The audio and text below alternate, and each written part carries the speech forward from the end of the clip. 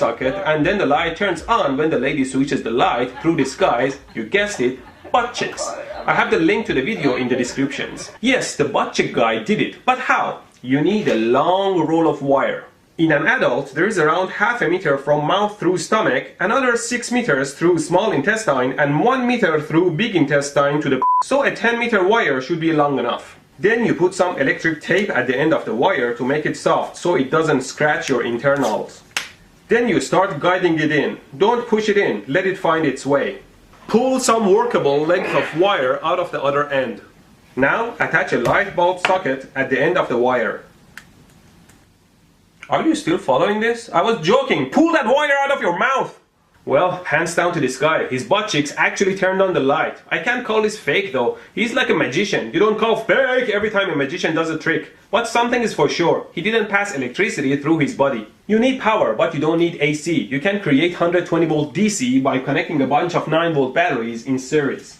Let me measure the voltage across 13 9-volt batteries with my mushimeter. Yes, you heard me right. It's called mushimeter. Maybe I call it Moshe to make it sound fancier. I discovered it all on my own. It is a high-precision, low-cost multimeter that uses your smartphone as the display and controls, can measure current and voltage at the same time, can plot them, and also data log. This is awesome. I'll give away 10 of these. Measuring the battery pack with Moshe, I see that the voltage across it is around 120 volts. And unlike AC, DC is much safer to the touch. I still feel it a little bit in my fingers, but it's nowhere close to the imminent death feeling you get from touching AC. And the current through my body is between 1 to 2 milliamps depending on how I touch it. Of course, this is DC, but something you may not know is that a lot of things you plug in at home don't care if it is AC or DC. For example, switch mode wall adapters. Like, here's my phone. Or my daughter's keyboard. Or the incandescent light. You see that the voltage drops to 110 volts under 0.4 amps of current. The crappy 60 watt lamp only uses 45 watts. Or LED lights. It draws only 0.1 amps and it's much brighter. LED lights, man. Start using them. Don't be a planet hater. Now we have our supply, we need a switch to turn it on and off. Back to our butt cheek hero, if I slow down the video, you see that the butt light turns on first and then the room light. So somebody in that room has a remote switch and didn't synchronize well. I found these products. This one is a remote switch that you can plug anything into and turn it on and off. The problem with this one, as I tried, is that it only works with AC. This one, on the other hand, is a light that has the power supply and the wireless circuit in the light, and you only need this remote to turn it on and off. The problem with this one is that they programmed it such that it dims on and off, so it doesn't quite match the power butt video.